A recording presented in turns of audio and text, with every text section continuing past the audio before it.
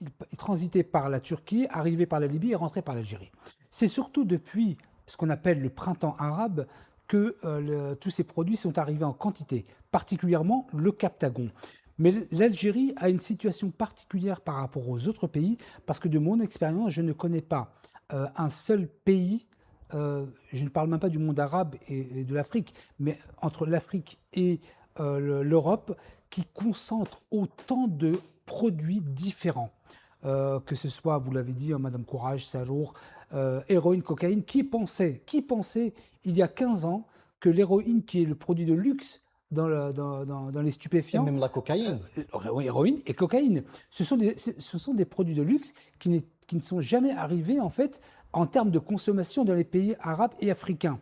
C'est depuis très peu. Donc la question que je me pose, compte tenu de... Quand j'étais à Alger, moi Mhm, j'entendais que des ministres sniffaient en fait de la cocaïne, mais mhm. jamais je n'ai entendu de la cocaïne se vendre comme ça Oui, non, il n'y avait dans la pas. rue. Il n'y avait absolument pas. Je vous dis, c'est un produit de luxe qui est inaccessible, même en France. Exactement. C'est vraiment inaccessible.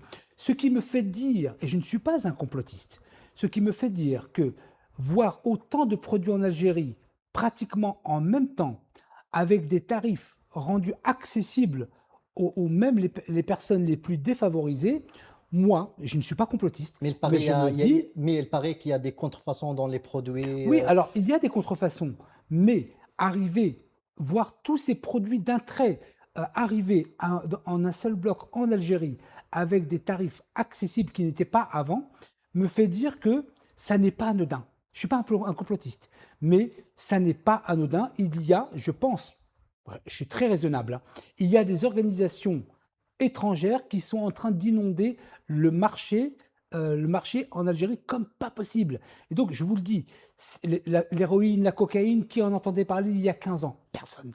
Que ce soit le Captagon et d'autres, au Captagon, on ne le trouve pas en France, on ne le trouve pas en Europe, on le trouve pratiquement qu'en Algérie et un peu dans Et quelques l'Algérie pays est arabes. aussi accessible facilement à des réseaux étrangers pour l'inonder de drogue. Oui, c'est-à-dire que derrière cela, il y a une question économique de vendre des produits. C'est un commerce, on va dire.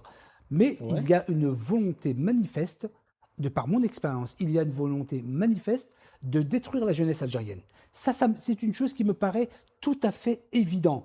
Ça n'est pas possible de voir autant de produits arriver d'un trait. L'Algérie, aujourd'hui, fait comme Richard Nixon, président des États-Unis en 1971. Et en 1971, en décembre, le président américain a pris conscience du problème de la cocaïne et de l'héroïne qui arrivait aux États-Unis comme pas possible. Et il a pris en compte tardivement cette question, ce qui fait qu'aujourd'hui, aux États-Unis, vous avez l'héroïne, la cocaïne, vous avez le fentanyl. J'espère que ça n'arrivera pas en Algérie, parce que le fentanyl, c'est ce qu'on appelle la drogue des zombies, pour faire Ah très ouais. simple, hein. Et j'espère très sincèrement que ça n'arrivera pas en Algérie, mais je serais étonné que ça n'arrive pas. Et donc, il y a en tout cas une volonté d'organisation ou de pays étrangers de détruire la jeunesse algérienne. Ça, j'en suis absolument certain.